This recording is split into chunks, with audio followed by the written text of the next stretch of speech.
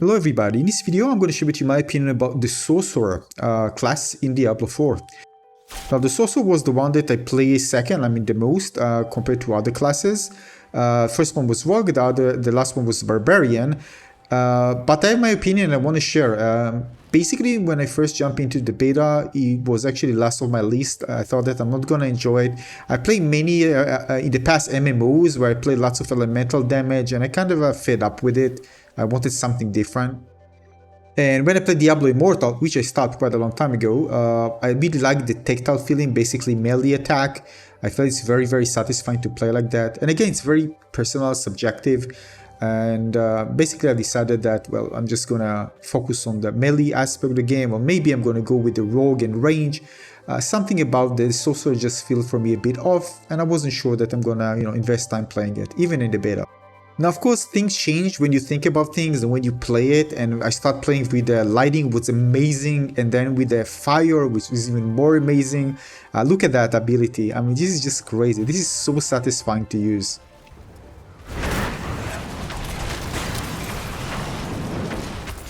Also tried with the cold damage freezing enemies. I didn't like it as much. I actually found the lighting effects to be really fun because it just snaps into enemies automatically. It feels like you're aimbotting and you just, go with one enemy and to the other and deal lots of damage. And basically very, very satisfying. This one actually searches for enemies, seek enemies and hit them. It's very, very powerful. So if you combine that with the fire, and there are different ones of course, but this is the favorite one, you become very, very powerful early on.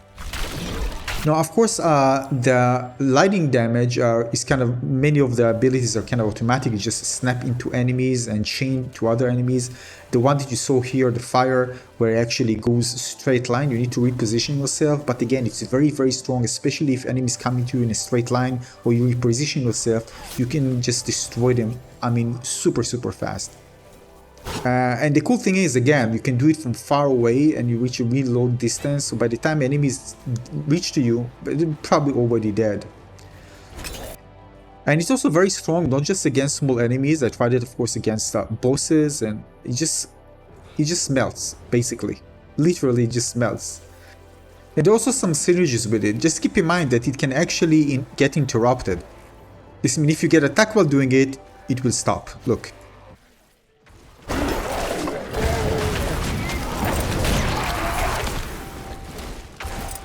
So as you can see, positioning with this is important. This is kind of long range because, again, if enemies are close to you, you won't be able to kind of spam around it. So yeah, something to note regarding this ability.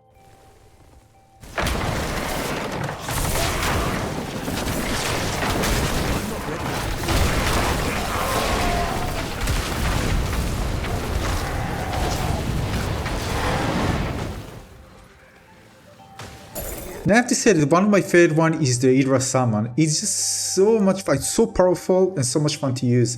And you can even increase the head with different synergies. It's crazy. Even with some of the perks, with some of the gear that you get, you're gonna get more heads basically. And again, you just position it there and it's just nuts. You position it there and just deal massive damage to enemies around it, even from far. Don't need to put it very close to you. You can put it from far. And if you put it close to you, it will detect enemies from far and you will hit them as well.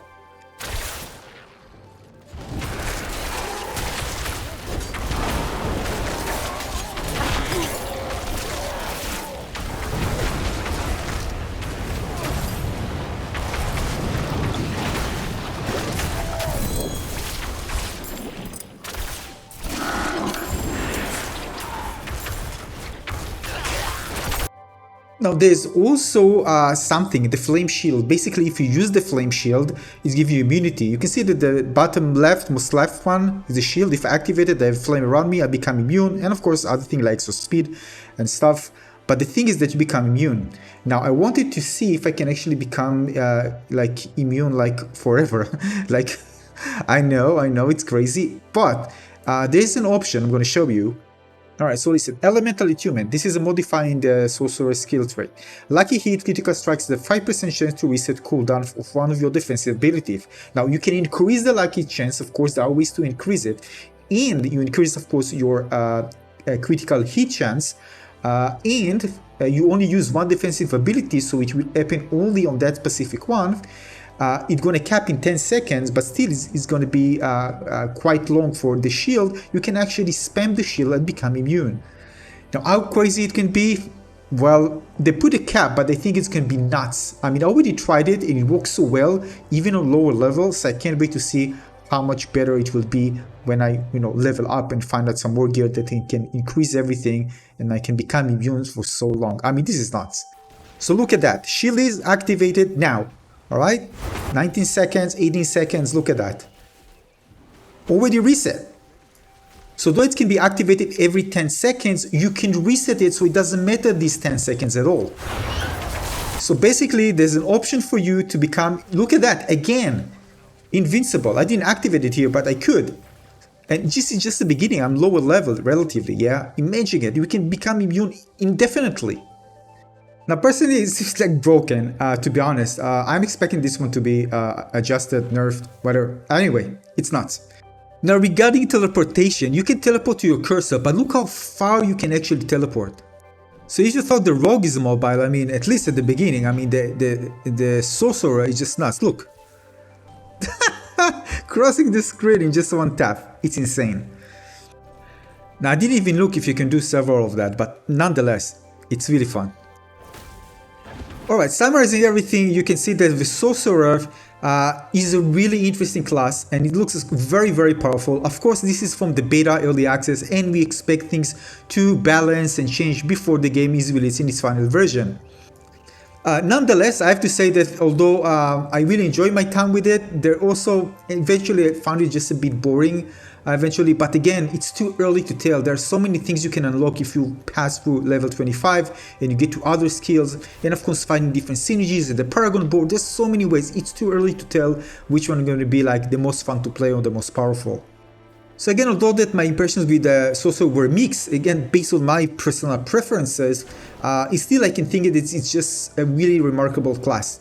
Nonetheless, there's some things that, again, as I mentioned before, that I prefer not playing with the Elemental this time because I played a lot, and maybe I got a fatigue when it comes to this type of playstyle.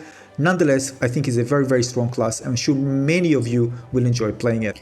And that's about it. Of course, at some point I'm going to play with the Sorcerer as well and create build for it. So if you want to see the builds that I create, so make sure to subscribe to my channel. When the game is released, I'm going to spend a lot of time in the game and try to create some really strong builds for all of the classes, of course. At some point I'm going to play with them all. So make sure to subscribe. Thanks for watching, everybody. If you find this one useful, give a like.